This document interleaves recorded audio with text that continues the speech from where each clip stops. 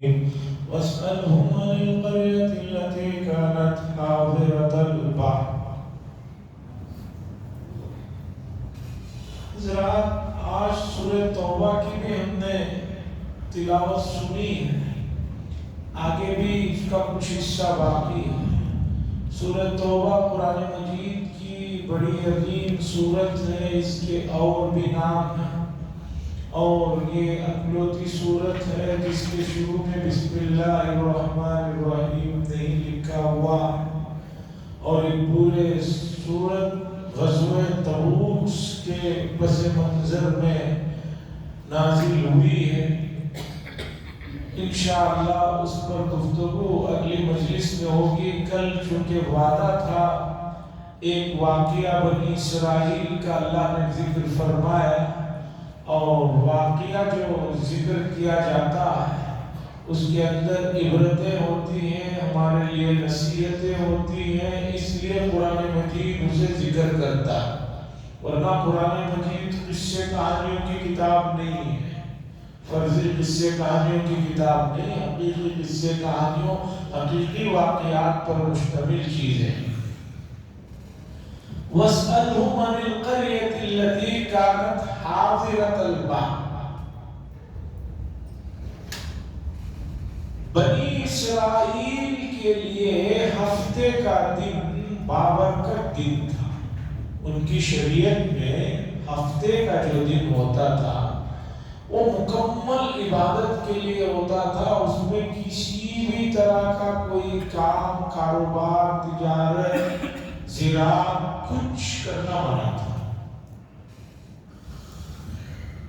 عیسائیوں کے یہاں اتوار کا دن مقدس ہے، اور مسلمانوں کے لیے اللہ نے جمعہ کا دن منتخب فرمایا، اور جمعہ کا دن ہمارے لیے منتخب فرمایا تو ایسا سخت قانون نہیں ہے کہ آپ جمعہ کا دن صبح سے شام تک کچھ کر نہیں سکتے، بلکہ اللہ نے خود فرمایا فَإِذَا قُضِيَتِ الصَّلَاةُ، جب نماز سے فارغ ہو جاؤ فَانتَشِرُوا فِي الْأَرْضِ، زمین پہ نکلو باہر، وَابْتَغُوا مِن فَضْلِ اللَّهِ، اور رزق کو اللہ کے فضل کو تلاش کرو۔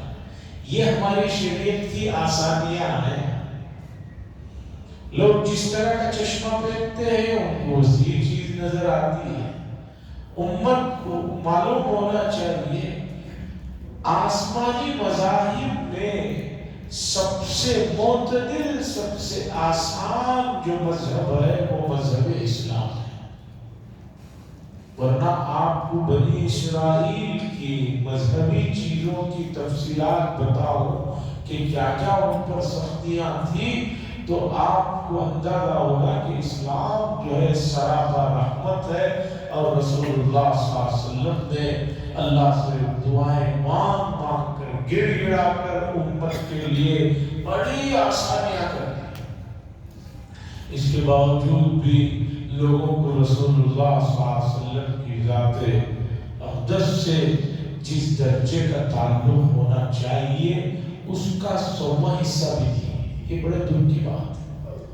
خیر، بنی اسرائیل کے لیے ہفتے کا دن بابرکت دن تھا، اس دن وہ کوئی کام نہیں کر سکتے تھے، عبادت کرنا تھا۔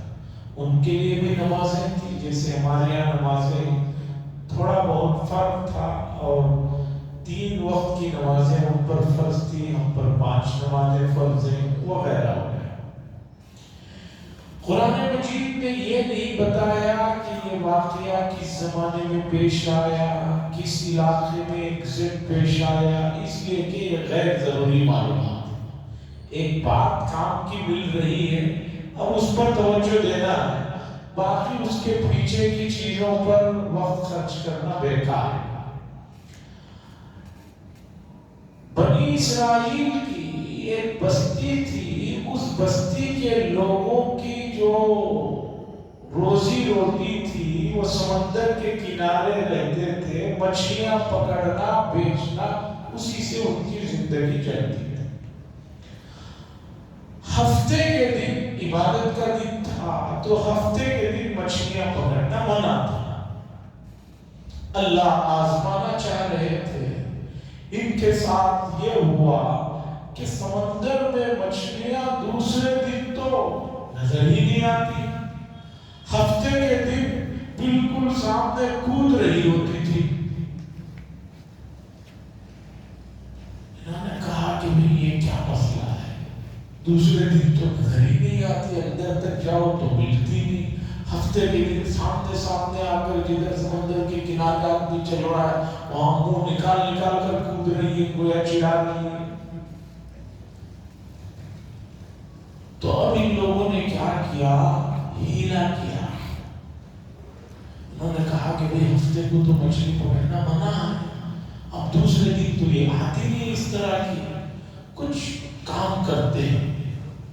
انہوں نے کیا کیا، سمندر کے بازو چھوٹے چھوٹے ہاؤس بنا دیے. اب سمندر کے پانی کا مد و جزر آپ کو معلوم ہے کہ پانی دن میں بہت تیزی سے سامنے تک آتا ہے، رات میں واپس چلا جاتا ہے، اسے مد و جزر کہتے ہیں اردو میں، ہندی میں شاید جوار بھاٹا کہتے ہیں. اب کیا ہوا، انہوں نے چھوٹے چھوٹے ہاؤس بنا دیے، وہ پانی کے ساتھ مچھلیاں اس میں آ جاتی، شام کو پانی واپس چلا جاتا، مچھلیاں وہیں اٹک جاتی، یہ دوسرے دن اتوار کو جا کے کب سے اسے پکڑ لیتے. اور کچھ لوگوں نے یہ ہیلا کیا کہ جمعہ کی شام کو ہی سمندر میں جال بچھا دیتے. اب ہفتے کے دن تو شکار منع ہے، اتوار کی صبح جا کر جو ہے جال پکڑتے تو ہفتے کے دن جو مچھلیاں رہتی وہ سب پھنس جاتی، آ جاتی. آزمائش تھی. اب اس بستی میں 3 طرح کے لوگ ہو گئے، 3 فرقے ہو گئے. یہ اصل مسئلہ سمجھنے کا ہے جس میں ہمارے لیے سبق ہے. ایک تو یہ اللہ کی منع کردہ چیز کو کر رہے تھے، مچھلیاں پکڑ رہے تھے اس طرح. ایک اور فرقہ ہوا، اس نے ان لوگوں کو سمجھایا کہ بھی ایسا مت کرو، اللہ کی نافرمانی مت کرو. انہوں نے کہا کہ ہم تمہاری بات نہیں سنیں گے، دوسرے دن مچھلیاں نہیں ملتے، آج ہی پکڑیں گے، اس طرح پکڑیں گے. انہوں نے منع کر دیا. تو ایک فرقے نے ان کو نصیحت کیا کہ ایسا مت کرو، اللہ کا عذاب آئے گا، تم گرفتار ہو جاؤ. تیسرا فرقہ تھا، اس نے ان سے کہا کہ بھئی تم ان بیوقوفوں کو کیوں نصیحت کرتے ہو، یہ تو ماننے والے ہیں نہیں، یہ سننے والے ہیں نہیں، اس لیے ان کو نصیحت مت کرو. پہلے تو ان سے ان لوگوں نے باول چال بند کی، پھر اس کے بعد جو ہے ان کے ساتھ یہ اٹھنا بیٹھنا کھانا پینا شروع کر دیے.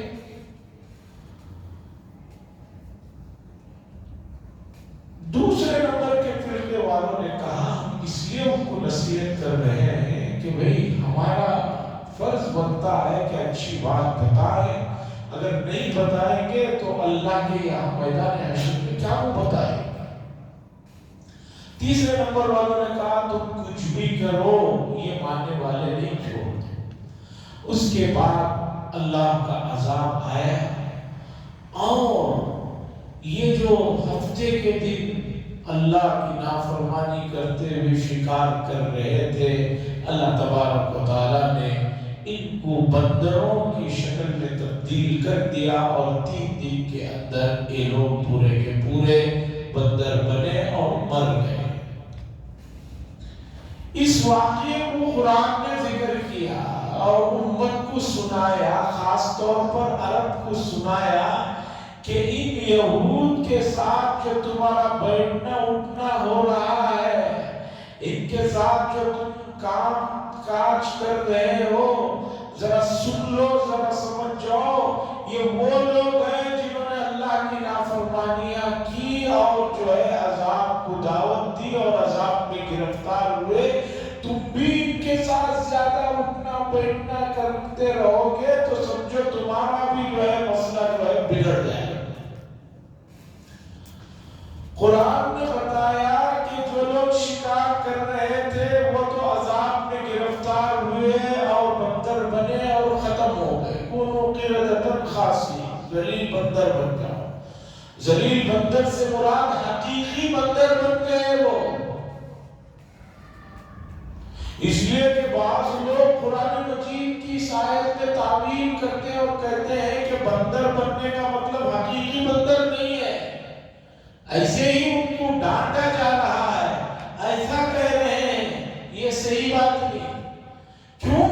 اس لیے کہ بہت سے مسلمان پڑھے لکھے لوگ جو ہے اسلام کی بات کو کوئی لے کر کچھ اعتراض کرے، دوسرا تو ڈر جاتے ہیں اور اس کی جو پسند رہتی ہے ویسی بات کرتے. ذرا ہمیں بتاؤ، آج سے 200-250 سال پہلے ڈرائیونگ کا جو نظریہ تھا کہ انسان بندر تھا، کوئی لاجک نہیں تھی اس کی. آج اس کا وہ فلسفہ اس کے اپنے ملک میں مقبول نہیں ہے. لوگ اسے تو ماننے تیار ہو گئے تھے، لیکن قرآن کی ایک بات کو ماننے کے لیے کہہ رہے ہیں کہ انسان بندر کیسے بن جائیں گے. یہ تعبیر کر کے نہیں، یہ ڈانٹ ڈپٹ ہے حقیقی بندر نہیں. حقیقی بندر ہے 3 دن میں مر گئے. ابھی باقی دنیا میں جو بندر ہیں یہ ان کی نسل نہیں ہے. یہ سمجھئے، لوگ یہ سمجھ جاتے ہیں اس آیت سے کہ جو بندر ہیں یہ ان کی نسل نہیں. بھائی یہ ان کی نسل نہیں ہے. وہ جو انسانوں کو بندر بنایا گیا تھا 3 دن میں وہ ختم ہو گئے. ان کا ان سے کوئی تعلق نہیں ہے. یہ الگ مخلوق ہے جیسے دوسرے جانور وغیرہ.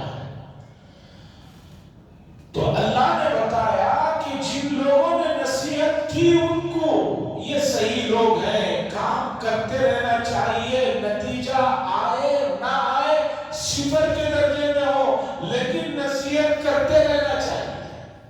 قرآن نے کہا ان پر عذاب نہیں آئے.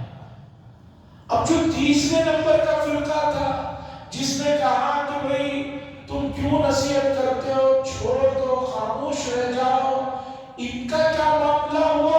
قرآن مجید نے ذکر نہیں کیا. لیکن صحابہ میں ایک مشہور صحابی ہیں ابن عباس رضی اللہ تعالیٰ، جو حضور صلی اللہ علیہ وسلم کے چچا زاد بھائی ہیں. چونکہ ان کے والد اور رسول اللہ صلی اللہ علیہ وسلم کے والد بھائی ہیں، عباس اور عبداللہ دونوں بھائی ہیں، تو ان کے فرزند ابن عباس یعنی عبداللہ ابن عباس رضی اللہ تعالیٰ. ان کے لیے رسول اللہ صلی اللہ علیہ وسلم نے خصوصی دعا فرمائی تھی کہ اللہ ان کو قرآن کا فہم اور صحیح سمجھ عطا فرما. تو اللہ کے فضل و کرم اور حضور صلی اللہ علیہ وسلم کی دعا کا نتیجہ کہ تفسیر میں ان کی بات کا وزن ہے. ان کے ایک بڑے مشہور شاگرد ہیں اکرمہ.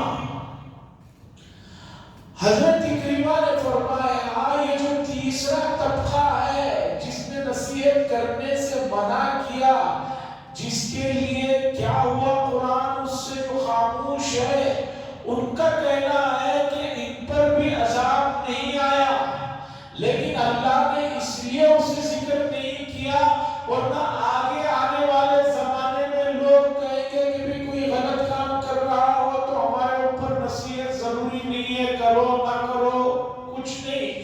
اس چیز کو کہیں پسند کرنے نہ لگے، اس لیے اللہ نے ان کا ذکر نہیں کیا. اپنی یہ رائے جب انہوں نے حضرت عبداللہ ابن عباس رضی اللہ تعالیٰ عنہ کو سنائی تو ابن عباس رضی اللہ تعالیٰ عنہ اپنی شاگرد کی اس رائے سے خوش ہو کر ان کو ایک نیا جوڑا کپڑا مرحمت فرمایا. کہا کہ تمہاری رائے سے خیر. یہ تفصیلی بات ہو گئی. اب اصل مسئلے کی طرف آئی. مسئلہ یہ ہے کہ بعض مرتبہ آزمائش کے لیے اللہ تبارک و تعالیٰ کچھ چیزیں کرتے ہیں جس سے انسان دھوکہ کھا کر اس میں پھنس جاتا ہے. تو ایسا نہیں ہونا چاہیے. ایک آدمی لگتا ہے کہ بھئی میں تو روزے بھی نہیں رکھتا. بعض لوگ تو بڑی بے شرمی سے کہتے ہیں میں تو آج تک کبھی روزے نہیں رکھا، نماز بھی نہیں پڑھتا ہوں، میں حج بھی نہیں کیا ہوں، زکات بھی نہیں دیتا ہوں، لیکن مجھے دیکھو مجھے کوئی پرابلم نہیں. میں ہٹا کٹا ہوں، طاقتور ہوں، پیسے آ رہے ہیں، گھر بھی ہے، جائیداد بھی ہے، سب ہے، مجھے کوئی مسئلہ نہیں.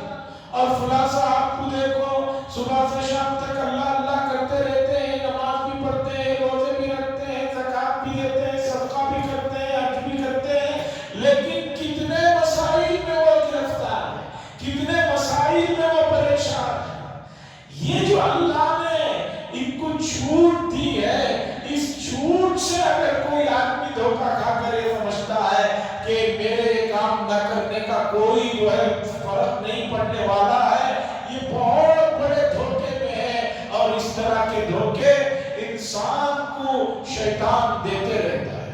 ابلیس کہتا دیکھ لو مجھے، دیکھ لو میں ڈائریکٹ اللہ کی نافرمانی کیا، اللہ کے سامنے کہا میں سجدہ نہیں کروں گا، اس کے باوجود اللہ نے میری پسند کے مطابق قیامت تک کے لیے مجھے زندگی دے دی ہے، میری پسند کے مطابق اتنی قوت دے دی ہے کہ میں کسی بھی شکل میں کسی کے بھی پاس چلے جا سکتا ہوں، مجھے اتنی قوت ملی ہے میں کسی کے بھی خیالات کو پڑھ کر اس کے خیالات میں اپنے خیالات کو ڈال کر جو ہے اسے وسوسوں میں ڈال کر اسے تباہ کر سکتا ہوں۔ لیکن میں اور آپ سب جانتے ہیں کہ ابلیس کو اتنی طاقت اور قوت، اتنی لمبی مہلت، اتنی لمبی زندگی ملی ہے، تو کیا یہ اس بات کی علامت ہے کہ وہ اللہ کے نزدیک پسندیدہ ہے؟ بیسک بات ہے، سب جانتے ہیں نہیں۔ تو اسی طرح ہمارے اوپر اگر کبھی حالات سخت آئے تو وہ آزمائش ہوتی ہے، اس سے پریشان ہونے کی ضرورت نہیں۔ اور اسی طریقے پر معاشرے میں ہمارا جن تک بات اثر و رسوخ ہے، جن تک ہم بات پہنچا سکتے ہیں، ان تک اچھی باتوں کو پہنچانا اور اچھے کاموں کی طرف رغبت دلانا ہماری ذمہ داری ہے۔ ہم یہ نہیں کہہ سکتے کہ بھئی یہ نہیں مانیں گے، بھئی وہ مانے نہ مانے، آپ کہتے رہیں گے آپ کو ثواب ملے گا۔ قرآن مجید میں دیکھیے کہ بعض کفار کے بارے میں یہ بات بتائی گئی کہ یہ آخر تک ایمان لانے والے نہیں ہیں، سواء علیہم اانذرتہم ام لم تنذرہم لا یؤمنون، لیکن اس کے باوجود یا ایھا الرسول بلغ ما انزل الیک من ربک، اے رسول جو کچھ بات ہم آپ تک پہنچا رہے ہیں وہی کے ذریعے اس بات کو ان تک پہنچائیے۔ ہمیں تو نہیں معلوم ہے، وہاں تو ایمان اور کفر کا معاملہ ہے، یہاں تو صرف ایمان اور کفر کا نہیں، یہاں تو اعمال میں کمزوری کی بات ہے۔ تو اس لیے لوگوں کو سیدھے راستے کی طرف متوجہ کرتا رہنا ضروری ہے۔ اور موجودہ زمانے میں آپ اپنے کسی بھی دوست جس کے بارے میں جانتے ہیں روزے نہیں رکھتا، اسے روزے کی طرف ترغیب دیجیے۔ ماہ مبارک کا ایک روزہ بغیر وضو کے کوئی چھوڑتا ہے، حضور صلی اللہ علیہ وسلم نے فرمایا پوری زندگی بھی روزے رکھے، سال بھر بھی روزے رکھے، اس ایک روزے کا وہ بدلہ اور وہ ثواب اسے ٹچ نہیں کر سکتا۔ بعض لوگ کہتے ہیں میں روزے ہی نہیں رکھتا۔ مرزا اسد اللہ خان غالب صاحب سے کسی نے پوچھا کتنے روزے رکھا آپ نے؟ ان کا مشہور جواب ہے جسے آج تک ان کے شاگردوں کی بھی سمجھ میں نہیں آیا کیا کہنا چاہ رہے تھے۔ انہوں نے کہا ایک نہیں رکھا، 29 رکھ کر ایک چھوڑا، یا ایک بھی نہیں رکھا۔ آج تک شاگرد پریشان ہیں، ان کے اشعار بھی بعض ایسے ہیں کہ صدی گزر گئی، لوگ کہہ رہے ہیں کہ حضرت کیا کہنا چاہ رہے ہیں سمجھ میں اب تک نہیں آیا۔ ہر آدمی کہہ رہا ہے میرے حساب سے یہ مطلب ہو سکتا ہے، میرا حساب سے مطلب ہو سکتا ہے۔ اردو کے بابا آدم ہے، بعض اشعار ان کے ایسے ہیں جو زندگی کی حقیقی معنوں میں سمجھیے کہ کسی کو تسلی دینے کے لیے بہت بہترین باتیں ہیں اس میں۔ مشکلیں اتنی بڑی مجھ پر کہ آسان ہو گئی، مشکلوں پہ مشکل، اب یہ حالت ہو گئی ہے اب مشکل نہیں آتی ہے تو میں پریشان ہوتا، مشکلیں آسان ہو گئی۔ تو روزے کا بھی معاملہ ایسا ہی ہے، دوپہر تک یا عصر تک پہلے دن محسوس ہوتا ہے، دوسرے دن آپ نے طے کر لیا کہ مجھے رکھنا ہی ہے، پھر دیکھیے آپ طے کر کے آئیے کہ مجھے پوری تراویح پڑھنی ہے، پھر آپ کو نکلنے کا دل نہیں کرے، آپ طے کر لو پڑھنا ہے، چاہے بیٹھ کر پڑھوں کھڑے ہو کر پڑھوں کچھ بھی ہو جائے، وطر ختم ہونے سے پہلے باہر نہیں نکلوں گا۔ اگر آپ نے دل کو یہ یقین دلا کر اندر آ جائیے، پھر ایک چھوڑ پکڑ کی تراویح کا حصہ نہیں رہے گا، پوری تراویح پڑھ کر ہی نکلے گا۔ یا نہیں تو جو ہے آپ کو 10 رکعت یہاں چھوڑو، چلو گھر میں تمہیں اس کے بدلے میں 20 رکعت رکعت نفل پڑھنا ہے، نفس کہے گا کہ بھی 10 ہی میں نپٹا لیں گے، یہ جو 10 ہے اسی میں نپٹا لیں گے۔ جیسے کہ حضرت شیخ نے آپ پیتی میں واقعہ لکھا ہے کہ پہلے زمانوں میں شیطان لوگوں سے ملاقات ہو جاتی تھی، ابلیس سے ایک اللہ والوں کی ملاقات ہوئی، انہوں نے پوچھا کہ میں تجھ جیسا بننا چاہتا ہوں، پتہ کیا کیا کرنا ہے؟ ابلیس گھبرا گیا، کہا کہ یہ کون بندہ ہے جو لوگ مجھ پر لعنت بھیجتے، یہ کہہ رہا ہے کہ میں تجھ جیسے بننا چاہتا ہوں، بس کیا کرنا مجھے بتا دے مختصر۔ ابلیس نے کہا صرف 2 کام کر لو، تم میرے جیسے بہت جلد بن جاؤ گے۔ پہلا کام یہ ہے کہ نماز میں سستی کرو، نماز کو ٹالو، نماز کو سستی سے پڑھو۔ نمبر 2، سچی جھوٹی ہر بات پر قسمیں کھاؤ، تم بہت جلد میرے جیسے بن جاؤ۔ ان بزرگ نے کہا میں اللہ کی قسم کھاتا ہوں، آج کے بعد میں کبھی زندگی میں قسم بھی نہیں کھاؤں گا اور کبھی نماز میں بھی سستی نہیں کروں گا۔ ابلیس نے کہا کہ پہلا بندہ ہے جس نے مجھے دھوکہ دے کر میرے سے راز نکلوا۔ تو عزیزان گرامی طے کر کے آ جائیے کہ پورا پڑھ کر جانا ہے، پھر نفس مجبور ہو جائے گا۔ پہلے ہی سے آپ نے جو ہے ڈلمل کا ارادہ کیا تو تراویح میں سستی ہوگی، آگے چل کر فرائض میں سستی ہوگی، آگے چل کر روزوں میں سستی ہوگی۔ اللہ سے دعا فرمائے اللہ تبارک و تعالی ہمیں اس مہینے کی قدر کرنے کی اور زیادہ سے زیادہ اپنے نام اعمال میں نیکیوں کو جمع کرنے کے، اعمال کرنے کی توفیق اور سعادت نصیب فرمائے۔ وآخر دعوانا الحمدللہ رب العالمین، لک الحمد و لک الشکر یا اللہ۔ اللہم صلی علی سیدنا شفیعنا نبینا حبیبنا مولانا محمد بارک وسلم۔ اللہم انت السلام منک السلام تبارک یا ذا الجلال والاکرام۔ صلی اللہ تعالی وسلم علی خیر خلقہ محمد وعلی آلہ وصحبہ